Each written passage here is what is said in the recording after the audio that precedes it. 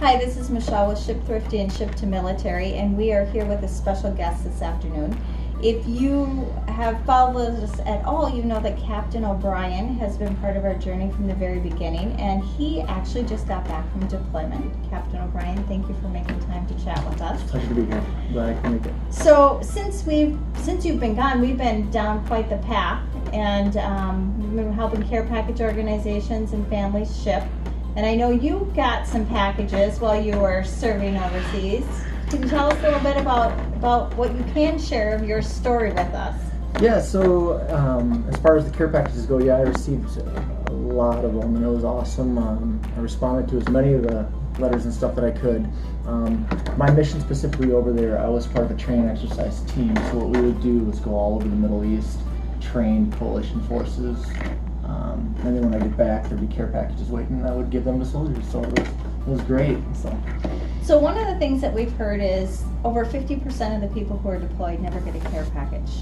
Yeah, unfortunately it's true. And you can tip a little bit of that towards maybe the postal services, or you can also tip that towards, just the general people that are in the military. Sometimes don't have a family, and they don't have the fiscal resources to ship stuff, because it can be expensive. Yeah. And so when you got some of your packages, did you share them with some of the other folks? Yeah, so like I said, I'd be gone for a couple weeks from Kuwait, because I'd been in a different country, and I'd come back and I'd have a big stack of them. And what I would do is I would just basically go around our office building or around post in general and just say, okay, do you know anybody that hasn't got a care package, or do you know anybody that is struggling, that kind of stuff, where sometimes soldiers are a little down. And we catch wind of all that, especially as a commander. I hear about soldiers that are in a tough spot, and they would be the ones that I would try to engage and give care packages to. So. That's awesome. Yeah. So tell us a little bit about roll call. Or mail call. You would come back and you'd have stuff, but what if you were there and stuff came in? What happens to get the packages? Yeah, so it's changed a little bit since I first joined the military, where they'd call out your name and people would grab your packages. Now it's all digital, like everything else is. So it would be shipped to Arif John, and then they would add you onto basically a mail roster. And then you would get an email saying, hey, there's mail waiting for you.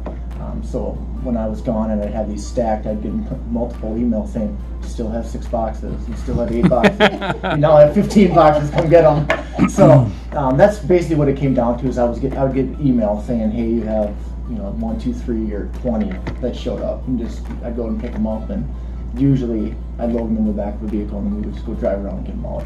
That's what I would do. That's cool. Which is some of the pictures that I sent you. Yeah, so. That's awesome. Yeah. So what were the most treasured items that came? Coffee's huge. Gum. Beef jerky is always fun. Everybody when they're overseas is like, I'm gonna get fit and buff, So and trying to avoid the candies and the chocolate. The chocolate would be melted anyways, but there's always fun in the Army we call it pokey bait. So just like gummy bears, just stuff to chew on.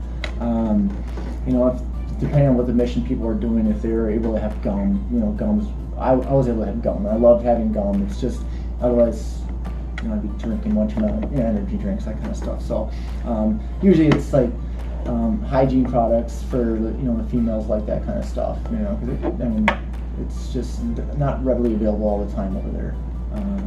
Other than that, it's just pokey bait, like I said, as we call it. So like the treats, snacks, chewies, lickies and chewies is what we call it, basically. Lickies and chewies, I love it. So we heard from Amanda Hooper, who works at the YMCA, who was also deployed, that baby powder was a big one because it was so sandy. Yep, so the baby powder is huge too, also because, like I said, when I left it was 120, 130 degrees, give or take. So the baby powder is just sweating all over. So baby powder all over you, so your clothes don't stick, which is nice, very nice. So. There's a secret there. Yes, there is an implied task of having baby powder on you too, and that's to prevent issues.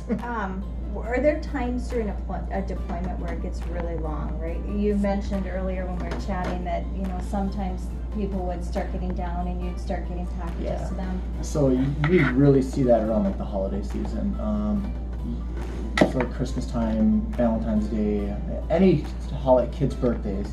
And unfortunately towards the end of the deployment, when soldiers have been separated for 7, 8 months from their families, then you start hearing about the personal issues they're having with their spouses back home, or their kids, or misbehaving in school, that kind of stuff. So it's one of those things, unfortunately, depending on when units are, we call it ripping and relief in place. Towards the end of deployment, it's year round really, but the major times are the holidays, because that's when it's sad. Like for me, July, I was coming home, but it's all three, my wife, my son, and my daughter's birthday.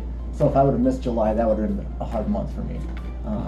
Christmas is always big with my family, so that was hard, but I was able to do like a FaceTime thing with them. So holidays, I would think probably.